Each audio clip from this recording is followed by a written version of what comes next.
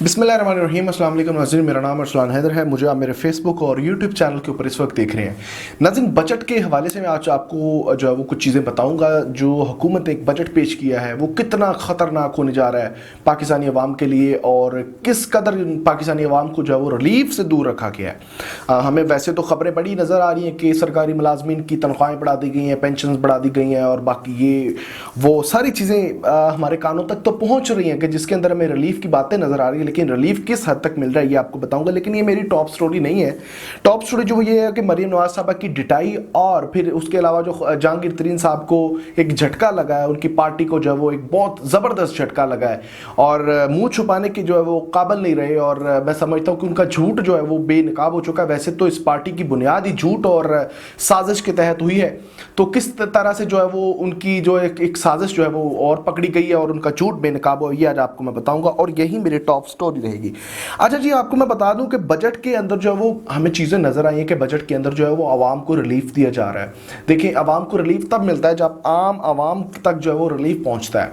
आम आवाम तक रिलीफ कैसे पहुंचता है? जब आटा सस्ता होगा, जब घी सस्ता होगा, जब चावल सस्ता होगा, जब वो चीज़ें सस्ती होंगी जो रोज़मर्रा ज़िंदगी के अंदर उन्होंने खानी पीनी है। आप देखिए, बजट के अंदर जो है वो एक तरफ तो लंबा चौड़ा बजट जो है वो जारी किया गया, और याद रहे कि ये उस बजट के अंदर रिलीफ की बात हो रही है जिसके अंदर जो 6,924 अरब रुपए जो है वो जो खसारे का बजट है, यानी जिसमें जो वो इतना खसारा है, उस बजट के अंदर रिलीफ की बातें हो रही हैं। और ये वही बजट है जिसके हवाले से कहा जा रहा था कि इसलिए हम हुकूमत नहीं छोड़ रहे, इसलिए इलेक्शंस नहीं करवा रहे, क्योंकि बजट जो है देना ज़रूरी था, आवाम को रिलीफ देना ज़रूरी था। अब उसके अंदर देखें कि जो बजट है वो इस तरह से है कि उसके अंदर मुलाजमीन की तनख्वाहों के अंदर तो इजाफा किया गया, लेकिन दूसरी जानब देखा जाए तो जो महंगाई है वो बढ़ी है। बजट के अंदर जो वो एक महंगाई का भी इजाफा हुआ है। अब महंगाई का इजाफा किस तरह से हुआ है? मोबाइल फोन्स, ये जो कपड़े, जूते और ब्रांडेड चीज़ें, चलो ब्रांडेड चीज़ों को तो ले लें कि ये महंगी होनी चाहिए, ये तो आम लोगों की तक रसाई नहीं है, लेकिन एक जूते, कपड़े और ये जो इलेक्ट्रॉनिक का सामान है ये तो हर एक गरीब इस्तेमाल करता है। दूसरी जानब अगर आटे की बात करूँ, मैं घी की बात करूँ, मैं चना की बात करूँ, मैं दालों की बात करूँ, तो मुझे बताएं क्या चीज़ें सस्ती हुई हैं? बल्कि 18% इसके ऊपर जो है वो टैक्स बढ़ा दिया गया है, और आवाम को जो है वो जिस तरह से आवाम का जो है मुआशी कत्ल करने का एक भरपूर साजिश जो है वो रचाई गई है। बजट के हवाले से मैं सिर्फ इतनी बात करूंगा कि बजट के हवाले से जो लंबी लंबी चौड़ी चौड़ी चीज़ें बताई गई हैं कि जी इतने अरब रुपए फलां महकमे को दे दिए गए, इतने अरब फलां महकमे को दे दिए गए, वहाँ पर मेरे ज़हन में सवाल आता है कि तरक्याती फ़ंड जो है इतना ज़्यादा रखा गया है, तो वो तरक्याती फ़ंड कहाँ से आया? जब एक माह पहले की बात है, जब अदालत ने मांगा था इनसे कि इलेक्शन कमीशन को फंड जारी किए जाएं इलेक्शंस करवाने, तो इन्होंने कहा था कि हमारे पास तो 21 अरब रुपए नहीं है, तो हम किस तरह से फंड जारी कर सकते हैं? खजाना तो बिल्कुल खाली है। लेकिन मुझे समझ नहीं आती कि ये किस तरह से इतना खजाना जो है पूरा कर लेंगे। अब जो है वो जो मेरे पास कुछ चीज़ें हैं मैं आपके साथ शेयर कर रहा हूँ जो इंपॉर्टेंट मैं समझता हूँ। पाकिस्तानी आर्मी का बजट जो है वो 1584 अरब से बढ़ा के जो है वो 1884 अरब कर दिया गया, यानी 300 अरब रुपए जो है वो इजाफी दे दिया गया। मैं इसके ऊपर बात नहीं करूंगा। पाकिस्तानी आर्मी को बिल्कुल ज़रूरत होती है, हमारे दिफाई बजट है, इसको रखना चाहिए इस तरह से। लेकिन मैं आपको बता रहा हूँ कि बजट के अंदर जो है वो जिस तरह से दफाई बजट इतना ज़्यादा रखा गया, और हेल्थ के हवाले से मैं अगर आपको बताऊं तो हेल्थ का बजट जो है वो मज़ीद कम कर दिया गया है, तालीम का बजट मज़ीद कम कर दिया गया है। और ये बड़ी फर्जी बातें हो रही हैं कि जी IT के अंदर जो है वो फ़लाँ टैक्स कम कर दिया है, फ़लाँ ये कर दिया, फ़लाँ वो कर दिया, लेकिन हकीकत तो ये है कि आम आवाम से जो है वो तमाम तर चीज़ें दूर करने का प्लान जो है वो बनाया गया है। अच्छा, ये बजट है, वक्तन फ़क्तन आपको मैं बताता रहूँगा जैसे जैसे इन्फॉर्मेशन और ये पूरा एक जो डॉक्यूमेंट आएगा तो फिर आपको बजट के हवाले से जो है वो आगाह करेंगे। अब जहांगीर तरीन साहब की मैं बात करूंगा, लेकिन उससे पहले मरीम नवाज साहबा की एक छोटी सी जो है वो उनकी बात मैं आपको बताता, तो उनकी डिटाई जो है वो बरतानवी वज़ीर आज़म, साबिक़ वज़ीर आज़म है, कोरोना वाले जो है वो अदवार के अंदर इनके ऊपर इल्ज़ाम था कि इन्होंने जो है वो अपने जो एक उनका सरकारी घर था उसके अंदर जो है वो कोरोना के दौरान जो है वो पार्टी की, यानी अपने दोस्तों को बुलाकर, जब वो सारी चीज़ों के ऊपर पाबंदी थी, जब रेस्टोरेंट बंद थे, जब सारी चीज़ें बंद थे, क्लब्स बंद थे वहाँ पर, तो बरतानवी वज़ीर आज़म ने जो है वो वहाँ पर अपने दोस्तों को, अपनी फैमिलीज को, मतलब अपने जितने भी करीबी दोस्त थे उनके या करीबी लोग थे, उनको बुलाकर एक पार्टी अरेंज की थी, जिसके अंदर जो है वो एक पार्टी का एहतमाम किया गया और लोगों ने बड़ा उसको एंजॉय किया। अब ये इल्ज़ाम है उनके ऊपर, बरतानवी वज़ीर-ए-आज़म, साबिक़ वज़ीर-ए-आज़म, वो कहते हैं कि मेरे ऊपर जो इल्ज़ाम है ये बिल्कुल दुरुस्त नहीं है, लेकिन फिर भी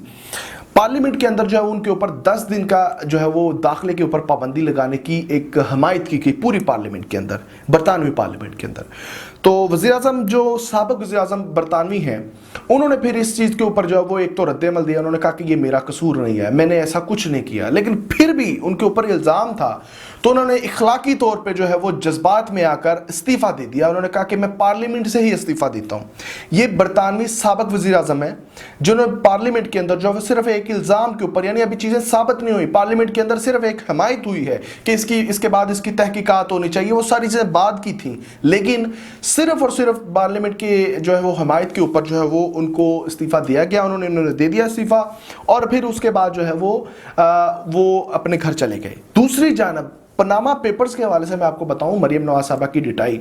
पनामा पेपर्स के अंदर आपको पता है कि जमात इस्लामी ने एक मरतबा फिर से वो एक जो है वो पटिशन दायर की है। उन्होंने कहा कि ये सारा हिसाब किताब होना चाहिए, जो बीच में सारी चीज़ें तहकीकात रुक गई थी वो होनी चाहिए। तो जिसके ऊपर जज साहब ने कहा कि जी एक ख़ानदान को क्यों जो है वो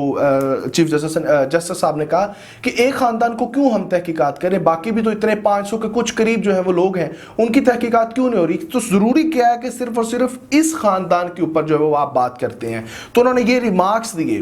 और डेफिनेटली होना भी इसी तरह चाहिए कि अगर बाकी सारी चीज़ें हैं, जिस तरह से जरदारी साहब है, इमरान खान साहब है, जिन लोगों के भी पनामा पेपर्स के अंदर नाम है, उनके खिलाफ भी तहकीकात होनी चाहिए, उनको भी सजाएं मिलनी चाहिए।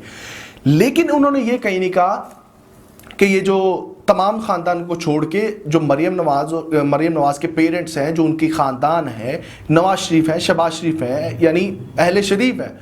वो बिल्कुल दूध के दूल्हे नहीं है। उन्होंने ये नहीं कहा कि उनका पनामा के अंदर पेपर्स के अंदर नाम है तो उनकी बाहर जायदादें नहीं है, उनकी चीज़ें, बाकी सारी चीज़ें नहीं है। उन्होंने कहा कि सिर्फ और सिर्फ तहकीकात का अमल का मैं कह रहा हूँ कि सबके साथ होना चाहिए। अब ये देखें फ़र्क कितना है कि वो बाकायदा तौर पे कह रहे हैं कि ये सारे करप्ट हैं, तो सिर्फ 2 करप्ट लोगों के खिलाफ क्यों हम बात करें, या सिर्फ एक ख़ानदान के खिलाफ हम क्यों बात करें, बाकियों के आप क्यों नहीं कह रहे, ये जजेस ने कहा। जिसके ऊपर मरियम नवाज साहबा ने उनकी डिटाई, उनकी जाहली, मैं समझता हूँ कि उनकी जाहलियत जो है वो इस कदर है कि उन्होंने वो सारी की सारी चीज़ें जो है वो ट्वीट, जो उनके ख़बरें थी, वो चली हुई थी, ब्रेक हुई थी, वो उन्होंने उठा के जो है वो अपने सोशल मीडिया के ऊपर, फेसबुक के ऊपर, अपने ट्विटर के ऊपर उन्होंने ये शाया कर दी कि देखें जी जजेस ने हमारे हक में ये बात कही है और ये बिल्कुल होना भी नहीं चाहिए कि आप सियासी इंतकाम नहीं होना चाहिए। तो मैं समझता हूँ कि एक तरफ जो है बरतानवी वज़ीर-ए-आज़म ने जो है वो साबिक़ वज़ीर-ए-आज़म ने जो है वो सिर्फ इल्ज़ाम के ऊपर जो है वो अपना पार्लियामेंट, अपनी सारी चीज़ें छोड़ दी, और दूसरी जानब ये ख़ानदान है जिनके ऊपर करप्शन साबित हो चुकी है और वो फिर भी जो है वो अभी तक जो है वो आवाम से फिर उम्मीद रखते हैं कि वो उनको वोट भी देंगे, और उनकी डिटाई इस कदर है कि वो इस चीज़ को शाया कर रहे हैं अपने जो है वो पूरे के अपने सोशल मीडिया के ऊपर। तो ये मैं समझता हूँ कि जाहलियत है, उसके अलावा कुछ नहीं है। अच्छा जी, उसके बाद मैं आपको बताऊँ कि जो एक टॉप स्टोरी का दूसरा हिस्सा ये है कि जहांगीर तरीन साहब की पार्टियों का एक झटका लगा, उनका झूठ बेनकाब हुआ। पिछले दिनों जो है वो जहांगीर तरीन की पार्टी के अंदर से बातें हो रही थी कि परवेज़ खटक ने बाकायदा तौर पे उनको ज्वाइन करने की बात की है, और जो जहांगीर तरीन है उन्होंने इनको जो वो दावतनामा भेजा और उन्होंने एक्सेप्ट किया, और परवेज़ खटक जो साबिक़ वज़ीर केपी के हैं वो जो है वो बाकायदा तौर पे ज्वाइन कर चुके हैं। लेकिन आज जो है वो परवेज़ खटक ने बड़े ही जो है वो जारहाना अंदाज के अंदर कहा, उन्होंने कहा मेरा किसी जमात के साथ कोई ताल्लुक नहीं है, दूसरी जमात के साथ ताल्लुक का मैं सोच ही नहीं सकता।